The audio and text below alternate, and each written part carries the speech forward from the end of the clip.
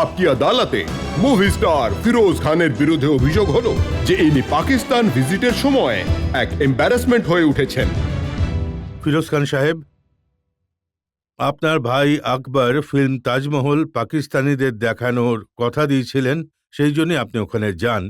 কিন্তু সেই আয়োজনে আপনি হাঙ্গামা বাঁধিয়ে দেন। আপনি এমন কিছু কথা ওখানকার একজন অ্যাঙ্কারকে বলেন যে তোমার গোঁফ উপড়ে মুখে ঢুকিয়ে দেব। রজতবাবু, এটা একদম ভুল কথা। আর ওনার মুখোমুখি আমার হয়নি, যিনি ওই অ্যাঙ্কার ছিলেন, যার নাম হলো ফজলুর রহমান ফকরে ফতে আলম। আলম। আমি শুধু এক ঝলকই দেখেছিলাম ওনাকে, যখন কথা বলার সুযোগ পাই, যখন অডিয়েন্সে বসেছিলাম এবং আমাকে কিছু প্রশ্ন করা হয়। এটা কি আর সত্যি যে আপনার কাছেও এসেছিল ক্যামেরা নিয়ে, মাইক্রোফোন নিয়ে, আর আপনাকে কিছু বলতে বলেছিল? হ্যাঁ, হ্যাঁ, ও সবার কাছেই যাচ্ছিল। আগে আমার ভাই আকবর খান কথা বলে, কারণ ও হলো প্রোডিউসার, ডাইরেক্টর, এবং তারপর আমার কাছে আসে। আর আমার যা বলা ছিল আমি তাকে বলি। এমন আপনি কি বলে দেন যাতে আগুন লেগে যায়? আমি এটাই বলি যে আমার গর্ব হয় আমি হিন্দুস্তানি বলে, আর I am proud to be an Indian as a most secular country in the world. আর আমি মানে আমার বলার অর্থ এটাই ছিল। আমি এটাই বলি ওনাকে যে social unrest is a cause of religious differences. এটা আমাদের দেশে হয়, এটা আপনার দেশেও হয় কখনো কখনো, আর এটা অন্য কোনো দেশেও তো হয়। তো কথাটা জেনারেলাইজ বলি, পাকিস্তানের উদ্দেশ্যে আমি বলিনি কখনো। And I said it with a open heart. And I said the greatest country in the world with a Muslim president and a Sikh prime minister. এরকম উদাহরণ পৃথিবীতে আর কোথাও নেই। যখন আপনি বলেন হিন্দুস্তান একটা সেকুলার কান্ট্রি, হ্যাঁ, এটা একটা এমন দেশ যেখানে একজন শিখ প্রধানমন্ত্রী আর মুসলিম প্রেসিডেন্ট, হ্যাঁ, হ্যাঁ। তো সেটা কি ওনার ভালো লাগেনি? এখন আমি তো বুঝতে পারিনি যে কথাটা কেন ভালো লাগেনি। এটা তো বাস্তব, and we all are proud of it. And as an Indian I am proud to be an Indian. এবং এটাই হলো বাস্তব। এর আগেও তো আমরা মুসলিম প্রেসিডেন্ট পেয়েছি, চিফ মিনিস্টার পেয়েছি, চিফ জাস্টিসও পেয়েছি আমরা। কিন্তু এটা আমি শুনেছি যে আপনি ওখানে বলেছেন পাকিস্তানে মুসলমান মুসলমানদেরই মারে। আমি আমি এটা বলেছি রাজাতজি, যে সোশ্যাল আনরেস্টের জন্য রিলিজিয়াস ডিফারেন্সেস এর কারণে অনেক দাঙ্গা সামান্য একটু হয়েই যায়। মানে সব দেশে, আমি বলেছি আমাদের দেশেও তো হয়, ঠিক কথা এটা। কি ভুল বলেছি আমি? আমি বলেছি আমাদের দেশেও হয় এবং আপনাদের দেশেতেও হয়। বলেছি এটা ভালো কথা নয়, সারা ওয়ার্ল্ডেই তো হয়। আপনি বোধহয় প্রথম মানুষ যিনি পাকিস্তানে গিয়ে ওদের অডিয়েন্সের সামনে, ওদের ক্যামেরার সামনে, ওদের এত কড়া কড়া কথা, এত সত্যি কথা বলেছেন। এখন দেখুন, সত্যি যদি তিক্ত লাগে তো আমি আর কি করতে পারি সেই জায়গায়? আমার আমি শুনেছি যে এই সত্য ওনার এত তেতো লেগেছিল যে উনি সঙ্গে সঙ্গে আপনার সামনে থেকে ক্যামেরা মাইক্রোফোন দুটোই সরিয়ে আগে, নিয়েছিলেন। হ্যাঁ, ফাকুল আলম আমার কথা শেষ করার আগেই ও আসলে এগিয়ে যেতে থাকে। তখন আমি ওনাকে বলি যে, "আপনি দাঁড়ান।" আর আমার স্পিচ আমি এখনো শেষ করতে পারিনি। আমার আরো ২-৪ টে কথা ছিল, সেটা আমি বলে দিই। আর এরপরে উনি যান কবির বেদির কাছে, সঞ্জয় খান, শত্রুঘ্ন সিনহা, যতজন সেখানে পার্সোনালিটি ছিলেন, তারপর ফারদিন খান, আর যায় মনীষা কৈরালার কাছে। আর মনীষাকে উনি বলেন যে, "আপনাকে এত নার্ভাস কেন লাগছে বলুন তো? Manisha, you are shivering." তো ও বেচারি timid, she is a very nice lady. She is timid. She is one of our stars. আমরা ওখানে রজতজি, আমরা ওখানে গেস্ট হিসেবে গেছি। এবং একজন অ্যাঙ্কারের কোনো রাইট নেই এসব বলার যে, "and why are you not like this in films?" তো আমার এই কথাটা ভাল খুব একটা ভালো লাগেনি। আমার মনে হচ্ছিল যে আমি প্রশ্ন করব যে, "ভাই, তুমি কেন ইনসাল্ট করছো একজন মহিলাকে? She is a fine actress and one of our top stars, and she comes from a very good family. So this is what I wanted to ask him." So I left my table. আমি কথা বলি টেবিলের অন্য একজনের সঙ্গে, আমার বন্ধুর বউ, পাকিস্তানি বন্ধু একজন, যে ওখানকার পার্মানেন্ট সিটিজেন। আমি মহিলাকে বলি, আমার পাশেই বসেছিলেন, বলি যে, "লোকটাকে প্রশ্ন করব আমি?" তো আমি টেবিল থেকে যেই উঠেছি, লোকটা ভাবে যে, জানি না আমি কি ভেবেছিল যে ও চলে যায়।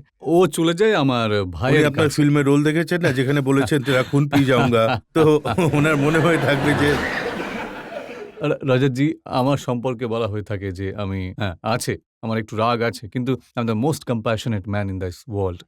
কিন্তু আর এই এটাই কথাটা কি আমার সত্যি যখন উনি মনীষাকে এই ধরনের প্রশ্ন করেন তখন আপনি রেগে যান আর আপনার রাগের ভয়ে ওই পাকিস্তানি অ্যাঙ্কার এদিক ওদিক দৌড়তে থাকে? না, ও নিজের কথা শেষ করে সত্যিটা কথা হলো যে বক্তব্য শেষ করে ও চলে গেছিল ব্যাক স্টেজে। আর যখন জানতে পারে যে আমি ওর কাছে যাচ্ছি, ও তখন ওখান থেকে চলে যায়। তারপরে আর দেখাই হয়নি। এই যে স্কাফল আর এই যে আমাদের হাতাহাতি হওয়াটা, এই সমস্তই কিন্তু বাজে কথা আর একদম মিথ্যে। আমি তো এটাও শুনেছি যে ওখানে আপনি প্লেটও ভাঙেন। এখন আপনি বুঝে নিন কেমন রং চড়ানো হয়েছে এতে। ইয়ে দাস্তাঁ কাহা শুরু কাহা খতম, এই গানটা মনে পড়ে যাচ্ছে আমার। তো অবাক করা ঘটনা এখনো প্রতিদিন কিছু না কিছু ওখানে নতুন কথা পাকিস্তানের তৈরি হয়। কাগজে ছাপা হয় যে আপনাকে কন্ট্রোল করার চেষ্টা করা হয়। আর ওরা এটাও লিখে যে একটু বেশি চড়িয়েছিলেন ফিরোজ খান। মশাই দেখুন, আমি ২ গ্লাস শ্যাম্পেন খেয়েছিলাম। আমি সত্যিই বলছি champagne was being served to everybody. প্রত্যেকে শ্যাম্পেন খাচ্ছিল, যত গেস্ট ছিল। আর আমরাও খাচ্ছিলাম। পাকিস্তানের লোকেরাও তো ওখানে খাচ্ছিল। আমরা এনজয় করছিলাম। খুব সুন্দরভাবে প্রিমিয়ার হয়েছিল। আর তারপরে আমরা নিজেদের পার্টিতে আসি। কিন্তু এটাও কি সত্যি যে ঝগড়া এত বেড়ে গেছিল যে শত্রুঘ্ন সিনহাকে উঠে এসে তখন মধ্যস্থতা করতে হয়েছিল? শত্রু তো ওখানে ছিলই না। শত্রু ওর নিজের টেবিলে বসেছিল। শত্রুকে আপনি প্রশ্নও করতে পারেন। শত্রু এসে আপনার সামনে যখন বলবে যে, শত্রু আমার খুব ভালো বন্ধু এবং আমাদের সম্পর্ক বেশ ভালো একে অপরের সঙ্গে। আমরা দুজনে একটা ফিল্মে কাজও করেছি একসঙ্গে 'কশমকশ'। আর আমি তো ওকে বিহারি পাঠানের খেতাবও দিয়েছি শত্রুঘ্ন সিনহাকে। তো আপনি বলছেন যে তেমন কিছু ঘটেনি, তিল থেকে তাল করা হয়েছে, ছোট একটা কথাকে ফোলানো হয়েছে। তিল থেকে তাল বানিয়েছে ওরা, আর কিছু না। কিন্তু তাল এত বড় হয়েছিল যে ওখানে কাগজে ছাপে যে আপনাকে ডিপোর্ট করা হয় পাকিস্তান থেকে, রাতারাতি ফিরোজ খানকে চলে যেতে বলা হয় ওখান থেকে। দেখুন আমি সেই জন্যই পাসপোর্ট সঙ্গে করে এনেছি রজতজি। আমি আমি আপনাকে আগে আমার আইটিনারি বলে দিই যে পাকিস্তানে কি ছিল। ২৪ পৌঁছে প্রেস কনফারেন্স, ২৫ আবার আমরা প্রেস কনফারেন্স এবং ব্লা। ২৬ প্রিমিয়ার ছিল। প্রিমিয়ারের পরে এই পার্টিটা গল্ফ ক্লাবে। তো এবং সেই পার্টিতে এই ঘটনাটা ঘটে। আর তার পরের দিনের সকালে the delegation was going to Karachi. করাচিতে প্রিমিয়ার ছিল। তো ওখানে রাত ২টো বেজে গিয়েছিল। আমি আকবরকে বলি, "ভাই দেখ, আমার যাওয়ার এত প্রয়োজন নেই। আমি ক্লান্ত এবং কালকে পাঞ্জাবের চিফ মিনিস্টার পারভেজ চৌধুরী এলাহি আমাকে রেড ফোর্টে আমন্ত্রণ করেছেন। তো আমি এটা এভয়েড করেছি।" ও বলে যে, "ভাইজান চলুন।" আমি বলি যে, "না ভাই, তোমরা সবাই যাও। You are there, Shatrughan Sinha is there, Fardeen Khan is there. তাহলে আর।" তো ওরা সকালে বেরিয়ে পড়ে। পরের দিন আমি যাই রেড ফোর্টে এবং আমাকে এত সম্মান দেওয়া হয় ওই রেড ফোর্টে, Rajatji, chief minister of Punjab, most powerful state Mister Chowdhury, his elder brother, the ex prime minister of Punjab, the chief of the Muslim League, ৫০ জন অ্যাম্বাসেডর সব দেশের, and entire mostly all the members and senators of Pakistan, Punjab assembly. আর audio was finished, the lighting sound things was finished on the Shahjahan. খুব সুন্দর জায়গাটা। ফতেপুর সিকরির সঙ্গে তুলনা হয় না আমাদের। কিন্তু it is a very, very pretty place. তো খুব ভালো লাগে আমার ওই প্রোগ্রামটা দেখে শাহজাহাঁর উপরে। তো উনি তারপর আমাকে বলেন যে আ আ চিফ মিনিস্টারের পাশে উনি বসেছিলেন, এখানে ছিলেন, সামনে আসুন। তো আপনি ফিরোজ শাহ সাহেব আপনি, আমি বলি যে, "এটা কোনো ব্যাপার নয় চৌধুরী সাহেব।" উনি বলেন যে, "আপনি আগে বলুন। I was given the honor, nobody else spoke except me. I was the only person who spoke in that platform, and the kind of applause I got and the kind of feelings that I want to bring." যেটা বাজপেয়ী শুরু করেছিলেন with our cricket team, যিনি ওই president Mosharraf রেসপন্ডও করেন এবং and I always like the president, কারণ আমি মনে করি উনি শুধু মিলিটারি ম্যান নয়, উনি ছিলেন স্টেটসম্যান। প্রেসিডেন্ট মোশাররফ ছিলেন স্টেটসম্যান এবং উনি জানেন there are some hard lines element there in Pakistan. মানে এসব সত্ত্বেও উনি অনেক চেষ্টা করেছিলেন এমন সিচুয়েশন করতে যাতে দুটো দেশ বন্ধু হয়। আর আমার মনে হয় আমরা বিগেস্ট ইন দ্য ওয়ার্ল্ড, আপনার কিন্তু আমেরিকা দেখুন, আর মানে আপনি আমি যে কি মোশাররফ বলতে পারি সাহেবের এত প্রশংসা করছেন, তার পক্ষ থেকে খবরের কাগজে বয়ান ছাপে উনি বলেছেন যে ডিপোর্ট করে দেওয়া উচিত এমন মানুষকে। এখন রাজাজি, এখন আমি কি বলি? এটা কতটা বিকৃতভাবে খবর পৌঁছেছে ওখান থেকে। এসবের পরে এখানকার কাগজেও তো লেখে। আব্বাস নাকভি সাহেব বলেন যে, "Firoz Khan is the true national. I am the true national. Thank you very much." আপনি বলেছেন। কিন্তু সাথে, সাথে উনি তো এটাও বলেন যে, ফিরোজ খান বলেছেন যে, "Pakistan was built on hatred" এবং পাকিস্তানে ইন্ডিয়ান মুসলিমরা গেলে ওরা খারাপ ব্যবহার করে। এটা আমি কোনোদিনও বলিনি।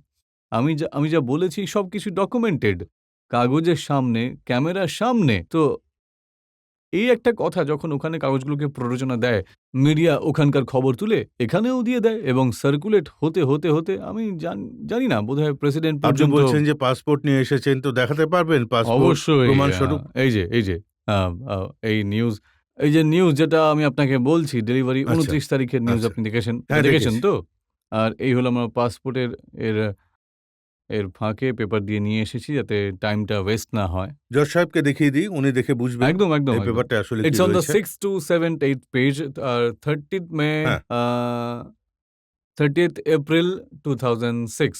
এতে তো দেখছি যা উনি বলেছেন তা একদম সত্যি কথা, যে লাহোরের তারিখ এতে হচ্ছে ২৯শে মার্চ ২০০৬, তারপরে ওখান থেকে ডিপার্চার করেছেন 30th 30th এপ্রিলে, April ৩০ April 30th departure April. করেছেন ২০০৬, এবং তারপর দুবাইয়ের মানে যেখানে উনি গিয়েছেন সেই দিনের তারিখও এখানে আছে।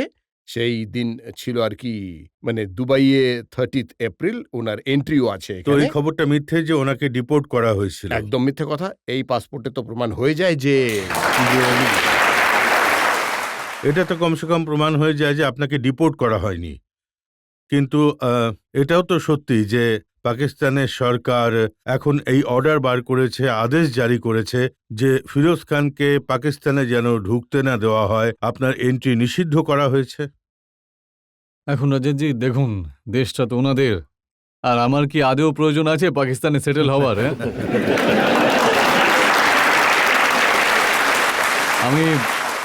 আমি বরং এটাই চাইবো যে এই ২ দেশের এবং এই দেশের মধ্যে মেলামেশা বেড়ে যাক কালচারাল অ্যাসপেক্টে, কারণ cultural ambassadors are very good ambassadors of this country. Government এটা বুঝতে পেরেছিল। আর এদিকে এবং সেই ভালোবাসা নিয়ে আমি গিয়েছিলাম এবং এত সম্মানও পেয়েছি। এবং এই গন্ডগোল যেটা কথা বলছেন না, মানে chief assembly, I was made to address the assembly. এত ভালোবাসা পেয়েছি আমি অনেক, মানে যদি একটা সেই ইনসিডেন্টের জন্য আমার মনে কষ্ট কথা হয়েও থাকে, কিন্তু কি আর বলবো, এখন প্রেসিডেন্ট মোশাররফ সাহেব এবং ওনার সম্পর্কে আমি যা বলেছিলাম যে all in headlines here, I bought all the papers. দেখুন, আপনি ওনার এত প্রশংসা করছেন, হ্যাঁ। আপনি যে কাগজের কথা বলছেন সেই হ্যাঁ, কাগজটা হ্যাঁ, আমি দেখেছি। সঙ্গে করে আপনি নিয়েও এসেছি। পাকিস্তানের প্রশংসা করেছেন, মোশাররফ সাহেবের প্রশংসা একদম। করেছেন। আপনি এমন কোনো কথা বলেননি যাতে কারোর খারাপ লাগে, কিন্তু ওরা ওদের টিভি চ্যানেলে আপনাকে ব্যঙ্গ করেছে। এখন দেখুন, ওরা যদি ভাবে যে আমাকে এত ইম্পর্টেন্স দেওয়া হয়েছে যে আমি ওদের প্রতি খুব যদি আপনি কৃতজ্ঞ, চান তো তাহলে আপনাকে ওই ক্লিপটা দেখাতে পারি হ্যাঁ, কিভাবে হ্যাঁ, আমি ওরা দেখে আপনাকে হ্যাঁ, ব্যঙ্গ করেছে আমি ওদের টিভি দেখেওছি, চ্যানেলে। আমার খুব খারাপও লেগেছে ব্যাপারটা নিয়ে। कहते हैं कि शराब पी के आदमी सच बोलता है। मैंने शराब नहीं पी, इसलिए मैं सच बोल रहा हूं। समझ गए ना? देखिए, मैं असल में गुस्से में हूं। उस पॉप स्टार ने मेरी इंसल्ट की है। हिंदुस्तान से हम यहाँ आए थे, आप हमारे मेहमान हैं, हम आपके मेहमान हैं। क्या फर्क पड़ता है? सब चलता है। असल में मुगलों का ये वार, ये हमला कुछ नाकाम हो गया, क्योंकि ये ताजमहल शाहजहां ने नहीं, अकबर ने बनवा दिया। अकबर बादशाह नहीं, अकबर खान। इसमें मलका नूरजहां की पोती सोनिया जहां मुमताज महल बनी है। मैं खुद कंफ्यूज्ड हूं, क्या कह रहा था कुछ पता नहीं। मैं तो चाहता हूं प्यार दो, प्यार लो, प्यार दो, प्यार लो। দুটো কথা ওরা ফিরোজ খান সাহেবকে বলেছেন। এক তো বলেছেন যে আমি মদ খেয়েছিলাম না, ওরা হ্যাঁ। ইন্ডিকেট করতে চাইছে যে আপনি মদ খেয়েছিলেন। আর হ্যাঁ। দ্বিতীয় আপনি বলেছেন আপনি কনফিউজ ছিলেন না, আর ওরা বলতে চাইছে আপনি কনফিউজ ছিলেন। দেখুন, আমি ড্রিঙ্ক করি, শ্যাম্পেন কখনো কখনো খাই, ওয়াইন কখনো কখনো খাই। আর আমি ২ গ্লাস শ্যাম্পেন খেয়েছিলাম আর তার সঙ্গে এর কোনো সম্পর্কই নেই। তার সঙ্গে কোনো সম্পর্ক নেই এই ঘটনাটার। বিকজ যে ঘটনাটা ঘটেছিল এই লোকটা তিলকে তাল করে দিয়েছে ব্যাস।